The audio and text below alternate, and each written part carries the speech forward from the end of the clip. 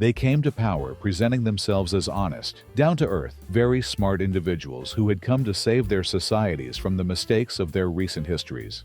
Under their respective governments, their nations did experience rises in standard of living, reduction of inequality, and improvements in social indicators. However, these improvements were short-lived, but they lasted long enough for them to cash their chips while they were still winning.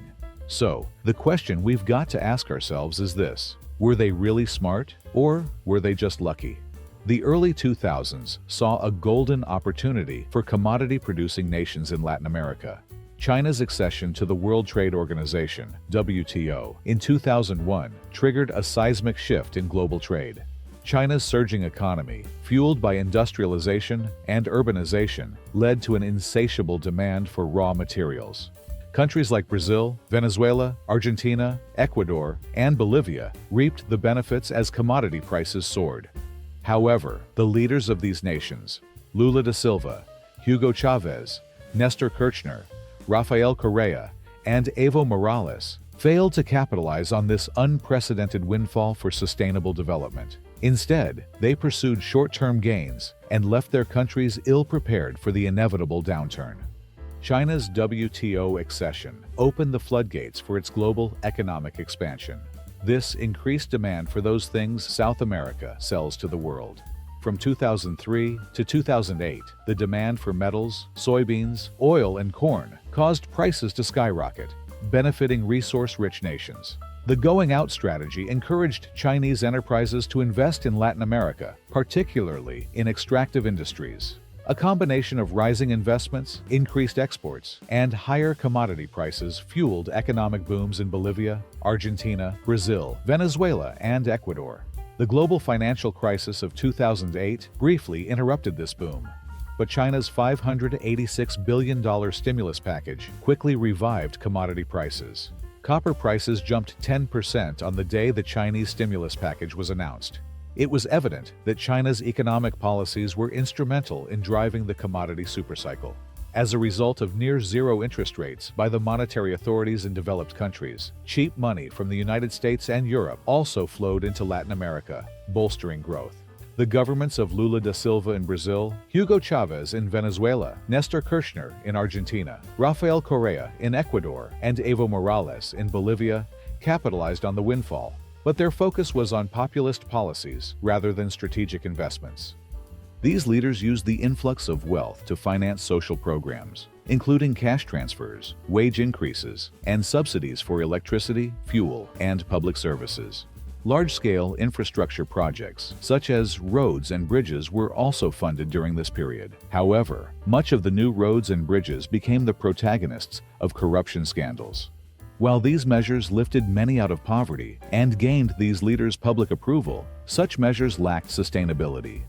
Riding on a wave of popularity fueled by socialist rhetoric, these leaders dismantled institutional checks and balances. Centralized power, weakened opposition, harassment to the press, and politicized judicial systems became hallmarks of their administrations. Despite unprecedented revenues, there was little effort to diversify economies or invest in sectors that could generate long-term growth. The dependence on commodity exports made these economies highly vulnerable to price fluctuations.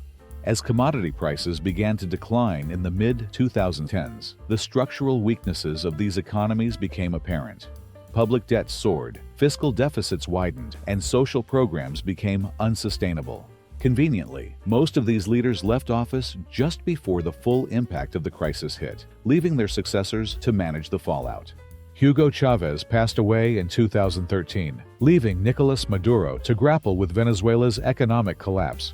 Before his death, Chavez made sure to destroy the private sector, seize control of all judicial and military institutions, and utterly destroy the value of the bolivar, the Venezuelan official currency. The disaster of Venezuela's economy will remain in the minds and hearts of Latin Americans for decades to come.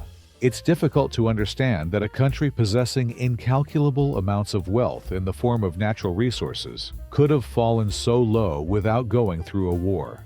Nestor Kirchner made sure to overblow the size of Argentina's state.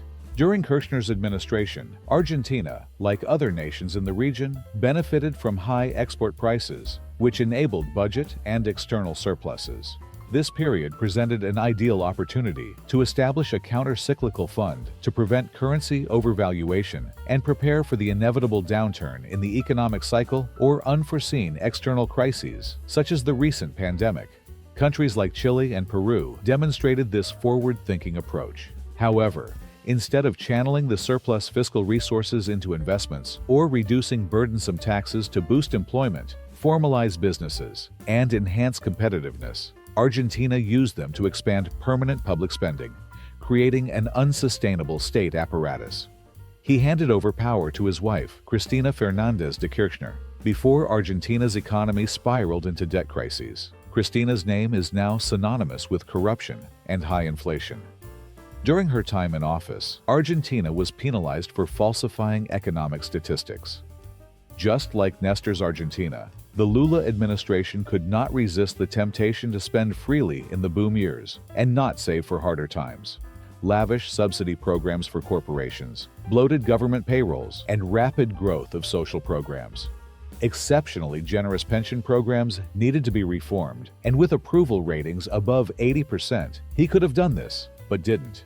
He stepped down in 2011, passing the baton to Dilma Rousseff, who faced massive economic and political turmoil.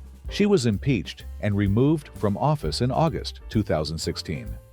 Rafael Correa more than doubled Ecuador's debt, up to 45% of GDP, managed an average GDP growth of 3.4%, which, compared to the rest of the region, was rather unimpressive. All of this was done incurring high budget deficits. He left office in 2017, leaving a fiscal crisis for his successor, Lenín Moreno. Rafael Correa moved to Belgium and failed to appear in Ecuadorian courts to face corruption charges. He was sentenced in absentia to 8 years in prison. Evo Morales increased Bolivia's foreign debt from $2 billion to $21 billion, and the regime scared away investments in gas, mining, and oil exploration. He was the one president of this bunch who stayed in power beyond the commodity supercycle. He resigned in 2019 under mounting pressure amid a political and economic crisis. He has been accused of human trafficking. A warrant for his arrest was issued in October 2024, but as of the date of the publication of this video, this has not been executed, and Bolivia remains on the brink of civil war. The commodity supercycle could have been a transformative period for Latin America. Investments in education, technology, and industrial diversification could have laid the groundwork for sustained economic growth. Instead, short-term populism and political opportunism squandered this once-in-a-lifetime opportunity. Today, the scars of this mismanagement are visible in struggling economies across the region. The lessons of the squandered commodity boom should serve as a cautionary tale for future leaders. Wealth, if not managed wisely, can lead to ruin rather than prosperity.